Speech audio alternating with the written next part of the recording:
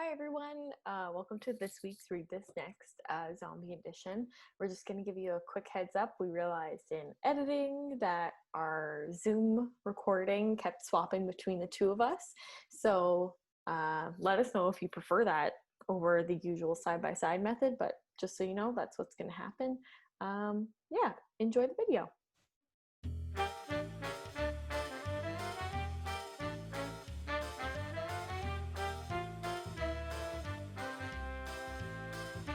Welcome to this week's Read This Next. This week's topic is zombies. So we're going to be telling you about a whole bunch of really good zombie reads, and then we'll do a little bit of discussion about some different types of zombies.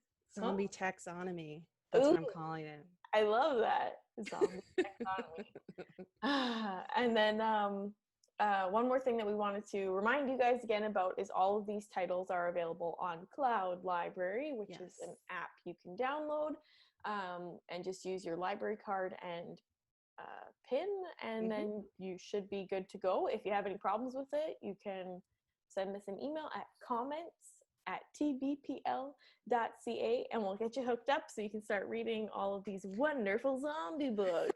I hope, even if you're not a zombie fan, I hope you keep watching, because a lot of these books are like, they're zombie books, but they're also other genres too.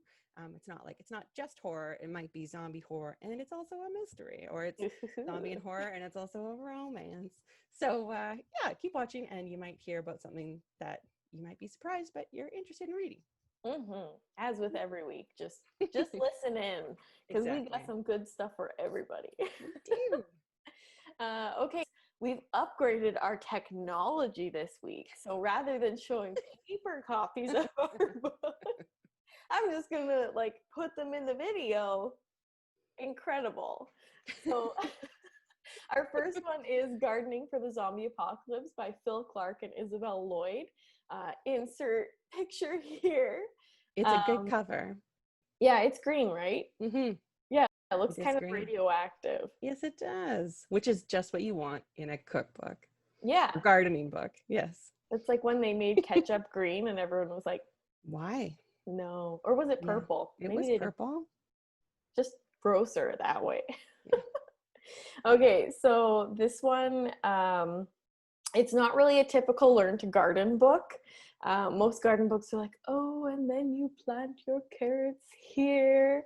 Whereas this one is more aimed to 18 to 35-year-olds who are looking to survive Armageddon, no matter which form it takes: Brexit, climate change, a pandemic, or zombies, of course. So it'll teach you how to sow and grow 20 key crops, whether you have 2 pots, a patio, or a whole allotment to play with.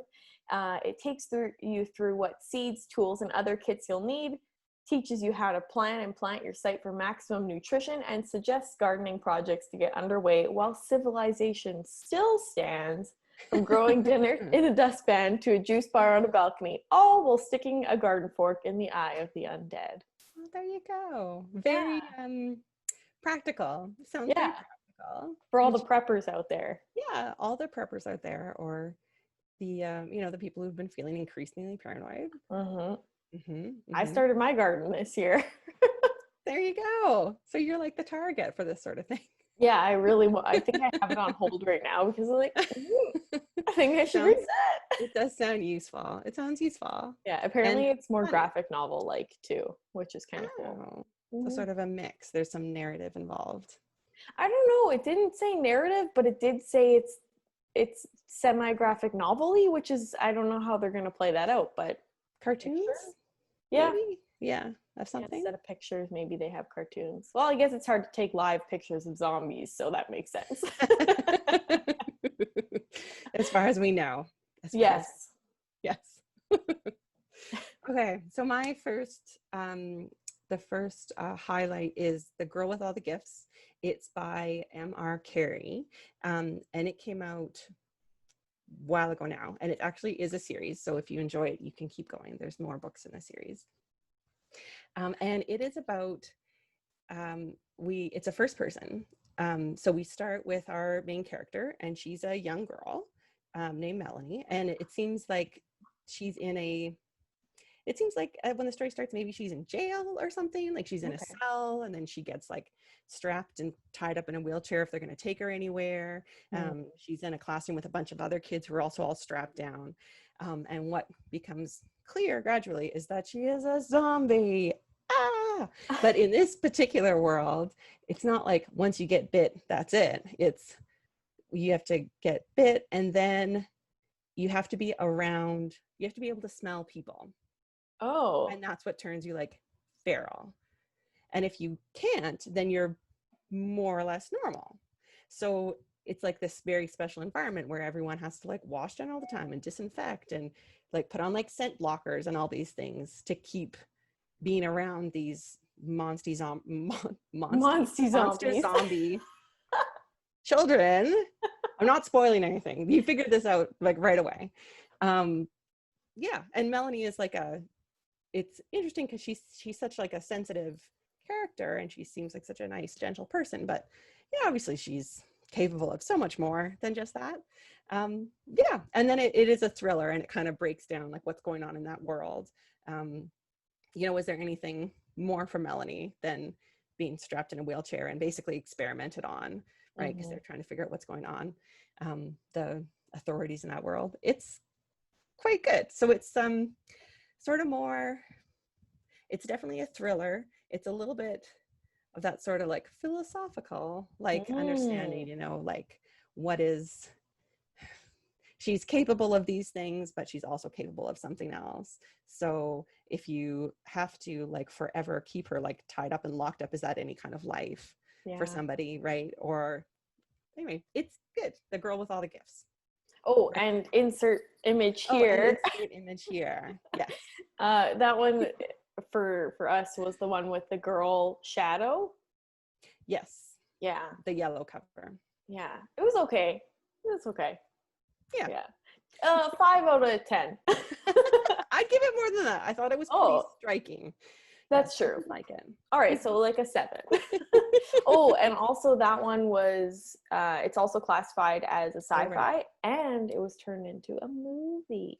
Yes, and I should say it is not a bad movie. It's a pretty good movie. Okay. I've seen it. Lots There of you zombie go. stuff. I'll talk more about how familiar I am with zombie stuff later, but lots. It's good. It's a good Excellent. movie. Okay, our next highlight, insert image, is a young adult novel. Like we say every week, YA isn't just for young adults. I am no longer well, I don't know. I'm a new adult technically, but I love YA. It's for everybody. Okay, so this one is called Girls Save the World in This One by Ash Parsons. I haven't read this one, so I can't give a more personal description. So I'm just going to read what the actual description is. June's whole life has been leading up to this, ZombieCon, the fan convention celebrating all things zombies.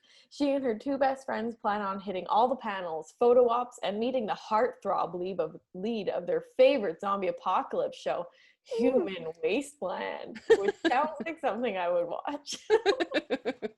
And when they arrive, everything seems perfect, though June has to shrug off some weirdness from the other fans. People shambling a little too much, and someone casually biting a cast member. Then all hell breaks loose, and June and her friends discover the truth. Real zombies are taking over the con. Now June must do whatever it takes to survive a horde of actual brain-eating zombies and save the world. Of course. Yeah, it sounds good. Oh, and the cover for that one is very, it reminds me of the color, the My So-Called Bollywood Life cover. It's an illustration. Yeah, with the colors that was like definitely a style for a little bit, those colors. It's like those, the movie posters that are all like blue and orange. They all blend together. Trends. Yes. Yeah. There's Yeah. trends as well. Definite trend there. But it looks good. It does. And it sounds like it's a lighter zombie read. Mm-hmm. Sounds like there's going to be probably some humor in that one. So, you know, if you don't want something really intense, I think that might be the one to pick, perhaps. Yeah, definitely lighter. Okay. This one, I have my own copy with me here, but we'll also Beautiful. put the cover up. This is basically the cornerstone of the zombie like book canon, really. Super well known, World War Z. Ignore the movie. The movie is terrible. Nothing like the book. And it is nothing like the book. Those like crazy, insane, fast zombies that they put in the movie, that's not what they're like in the book. Pretty huge thing to change. So just ignore that one, that movie completely. The really neat thing about the book is that, like, the subtitle is, it's World War Z, an oral history of the zombie war. So each section is actually a first person, like telling of someone's experience, almost like a journal entry or a log or whatever. So you get just a bunch of so many different perspectives, like of people around the world. So like you hear from someone who's in like a small village where it breaks out, and then you hear from someone like in a large city where they're working on a cure or whatever, or on a boat or wherever, like all these different pieces. And he really gets into like some of the logistics. Like there's like, what about when the weather changes? How would that affect zombies? You know, as time passes, how would that affect the zombies, right? Like decay rates, right? So he gets into kind of some of the logistical things. It's won awards for the audiobook because there's like, they've done versions where it's different people reading all the different sections. So it's won an Audie Award, that's what it's called, and an ALA award too from the American Library Association. Super interesting if you're just getting into zombies. Great place to start. I didn't find it personally really scary, but maybe that's a good thing if you don't want a really scary book. But unsettling, certainly. Highly recommended. World War Z. There. Yes. Okay. All right. So now we're going to go into the Rex section, which is, for me, sort of just, this is more zombie books I've read because I read so many zombie books. But so this one is another book that it was also made into a movie. It's called Warm Bodies. Cover inserted there. I love this cover, actually. It's gorgeous. There's also a movie tie-in cover. No good. No, they never are. No, so ignore that one. But this is a good cover. So Warm Bodies, it's by Isaac Marin. And it came out, I think, around 2012-ish, whatever. So it's been a while. And again, it's a series. And the series has been completed. So if you enjoy this one, it's a series. I know. We talked about this before, about how I need to read the book because I'd seen the movie but not read it. And now I'm learning that it's a series? It is a series, in fact. Thank goodness. Yes, although I have to confess, I have not read the other books in the series. Okay. But I'm going to go ahead and assume that the quality remains high because this first one is so good. Yeah. Yes. So let me get into it. So this one is from the perspective of a zombie. He can't remember his name. He can't remember who he was or anything about himself. He has an initial. He knows his name started with R. So that's what he goes by. And as we go along with him, we realize that like he's thinking a lot of things, and he's but he can't express any of them. He can maybe say a couple of words, but mostly he's just like all the other zombies you see, where he's just like groaning and like staring vacantly and all that. And in this world, the zombies like to eat brains because they get to experience their memories when they do so. And that makes them feel more alive for a moment, right? So the book starts off with him, goes on a hunt with a bunch of other zombies. He ends up, this not a spoiler, like it's very early. It's very early on. He eats some guy's brain, and it happens to be that the guy has an ex-girlfriend, a woman he's in love with, and she is also out on this trip with him, the scavenging trip. And so in like a split-second decision, instead of eating this girl, he saves her and then brings her back with him to their like zombie colony. And it goes from there. It is it's pretty obvious. It's a Romeo and Juliet retelling. Yeah, is what it is. He's R, the girl's name is Julie. One of R's friends is M, Mercutio, right? Like there's a lot of, it hits a lot of points. Julie has a friend who wants to be a nurse. Like, oh, wow. I didn't connect any of these things. Yes. Some of them are a little like, that was kind of Cute. cutesy, right? But he put a bunch of little pieces in. So if you're a Romeo and Juliet fan, you will notice many things that maybe also tells you, not really a spoiler about how it ends. It doesn't follow the whole trajectory of Romeo and Juliet, but you get the vibe right between the two of them. And it starts off more sort of like other than, although you know there's more going on with him behind the moans and groans and everything. It seems more like a typical zombie novel, sci-fi thing. And then as it goes on, it kind of turns almost more into a bit of a fantasy story, because it begins talking kind of about, it's in terms of like a virus that's caused this. And then as it goes along, the language kind of starts talking about like that it's something like a curse that has happened to these people. Yeah, it's quite good. Again, there's a movie. If you've seen the movie, which is good, it is not the same as the book. The characters are a little bit older in the book. It's not as teenagery. Like I'd say Warm Bodies is very much a teen movie, and the characters in the book not quite so much. To the one like small thing that kind of shows you the age difference is like in the movie there's a point made about how he wears like a red hoodie, the zombie, and in the book he has a red tie. So he's actually been like some kind of office worker or something, he speculates. I really liked I since last week you were like, hey, you should read this, so I did. I'm listening to the audiobook. I'm listening. I think I'm about halfway through right now, and I'm really like, I've seen the movie, and this is one of the few times where I've watched the movie and I absolutely loved it, and now I'm reading the book and I'm like, they're different enough that I can imagine my own stuff, which is good, but it's also they're both good on their own. They which are is surprising. No, it's quite, because I feel like they're a little bit, they have such different tones. So even though the story, like the basic plot, they kept things a lot the same, the tone is very different. They lean into the humor a lot in the movie. It is still funny in the book, but it's much more dry humor. Like M is in the movie, he's a lot more silly. He's a lot more adult in the book. He is more adult in the book. I was surprised to find out that wasn't a YA book, but it's in the adult fiction section. I suppose technically it would fit in the new adult, but I don't think new adult was a thing maybe when it was published. Okay. It is gross, I'm not gonna lie to you. There are some gory parts in the book. But I mean, you can always skip those if you're reading more for the like romance and stuff. Just skip the eating bodies part. Just skip it. Just skim until you're not there anymore and keep going. Our last one for the recommendations is the is it or the? I can't remember now. I think it's A Forest of Hands and Teeth by Carrie Ryan. Sounds right.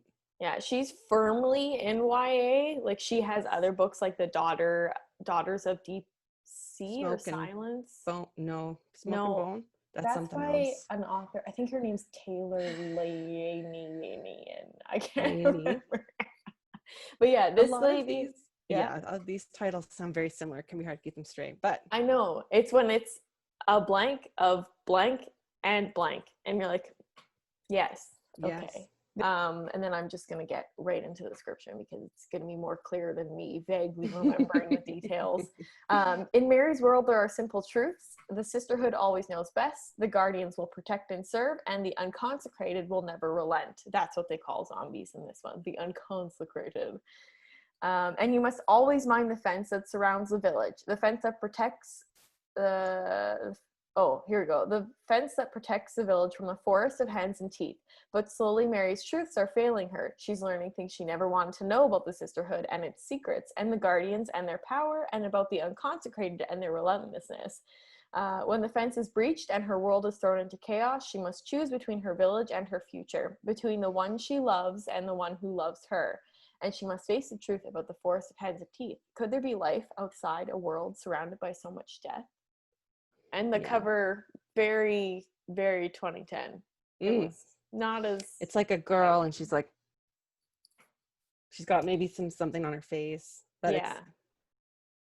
yeah. Yeah, and it's more realistic looking, but kind of like deviant or like Tumblr art, like that kind of like I listen to MCR kind of photo. Do you know what Sure. I mean? I Not in a do. bad way, but that's like the like grainy-ish kind of. Yeah. Well, it's interesting because I looked at that cover and I wondered if there'd been a new edition, and there is, and it's just like Ooh. black and there's like a symbol thing on it, but to be honest, I don't know what the symbol is supposed to be. So I Let was me look like, it I'm up. just confused, Oh, that's supposed honestly. to be like a leaf. Yeah. So, The okay, Forest of a Hands and leaf, Teeth is like she's like looking right. through some sticks. We'll insert the images here. So you I can sound see. crazy. Oh. Okay, all right. So those are our personal recs. Hmm. And now we're just gonna do a little back and forth about zombies. So I'm gonna give you my zombie credentials. Okay, give them to me. Because I've mentioned that I've read a ton of zombie books. So when I started at the library in 2010, one of my responsibilities was buying all the young adult books and the comic books. And that was sort of like the start of the zombie explosion. Hmm. Um, so as I ordered a bunch of zombie books because that's what people were reading, and a whole bunch of zombie comic books because that's what people were reading, and I read a whole bunch. So I went into my Goodreads, and it lets you track, like you can put tags on different books, so you can see like how many books did I read that are by Canadian authors or whatever it might Hmm. be you want to track. So I looked at my zombie shelf. So I've read 45 zombie books Oh, in the last, well, like 10 years, yeah. and that feels like not very many to me. Oh, you think you've read more? No. I mean, I know that's how many I've read, but I feel like that's not a high number. Oh, okay. But That's a high maybe number for me. that's a high number. Like maybe it is, and I just have no perspective, honestly. Like was like 45. I don't know if that's that many. Mm-hmm. The wildest zombie book I ever heard of was a zombie book that took place on the Titanic. That sounds. You I mean, I think there's a book about or a movie about everything happening on the Titanic. zombies. Zombies. Yeah. I mean, it feels like a little bit maybe in bad taste. I mean, I It's know been how long? it's been a long time. Too That's soon. in Okay, bad Nicola, taste. too soon. Like, but it just seemed kind of. I was like, I don't know about that one. Fair enough. Yeah, but like other than that, there's been a zombie book in almost like every genre. There's been Hmm. love stories of zombies. There was one that was told it was told entirely through blog posts. And then there was this thing that happened where people were like, oh, there's sort of zombie fatigue. People aren't as interested. I know, we'll do a zombie book, but we won't call them zombies. It'll be Mm. something else. So it was like, okay, there was an earthquake. And when there was an earthquake, some people became insane with rage and would try to kill everybody else, but they're not zombies because they're not zombies. They're something else. But basically, they're attacking people like zombies do, They're right? not So zombies because I'm telling you they're not they're zombies. not zombies. It's not spread through a bite. There was an earthquake. This is a totally different kind of story, you Oh know? So yeah. there's that. So all of these different kinds of variations on zombies. And of course, classic zombies are slow. So people were like, well, what if zombies were fast? Ooh. Fast zombies. Very scary. Different levels of zombies that actually remember some of who they are or remember some of the tasks they do. So they like keep returning to their home, that sort of thing. There's first person zombie books, In Love with a Zombie, lots of different kinds of ones. Yeah. Yeah. So, and most of them, the vast majority are like science fiction-y based. But there are some that are, it's more of a curse or a fantasy sort of background. Um, I will list on the blog post which book is all those different kinds. They're not all going to be on Cloud Library, but we do have Hmm. them in our print collection. So if you write them down when the print collection is open again, you'll be able to read some of those. Yeah. Or they can Yeah, put them on hold now. or you can put them on hold now. You can. Yeah. Yeah.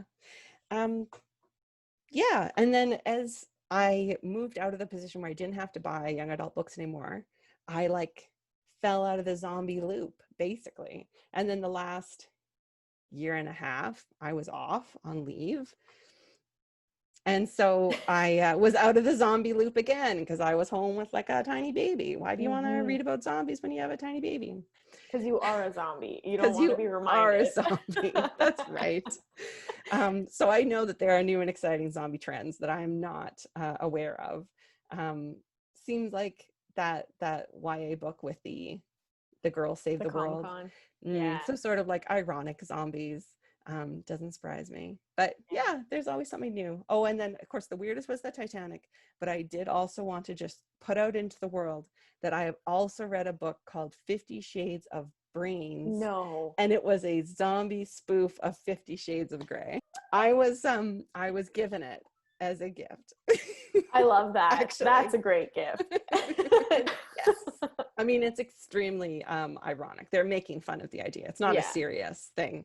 Just felt like everyone should know that that's out there in the world. Go look for it online and see if you can find it. I'm sure it's around there somewhere. It is quite funny. But yeah, so zombies, it was a huge trend. It came down a bit. People kind of looked at it a little bit more, but maybe now more of an ironic distance. But yeah, there's lots of good ones to check out. And the ones that we mentioned, all those titles are very high quality zombie books. Yes. They're it's not just like a gross horror. There'll be some more stuff going on. Yeah. And like I said, you can go to the blog, find all the details there, definitely, of the ones we've mentioned. And do we have a topic for next week, or do we want to pick one right now so the viewers can know what we're doing? I have a proposed topic. How do you feel about Canadian authors? Okay. Oh yeah, because it's Canada. We're like a week off, but we are a week off. It will have been just Canada Day. Yeah. But I thought Canadian authors. Yeah, that's great. Yeah. Okay. And we'll try and do, I think specifically, we'll try and do lesser known Canadian authors. So not the big names, like everyone knows to read Margaret Atwood. Robert Munsch. Everyone knows to read Robert Munsch. Yes. We won't share those ones. We'll find some lesser known gems is what we'll do. I love that. Okay. So you heard it here first. We are reading Canadian next week. Yes. So tune in. Same time next week, 2 p.m. Friday. And of course, check us out on Facebook Live. And we also have tons of videos on YouTube. And yeah, we'll see you all next week. Bye.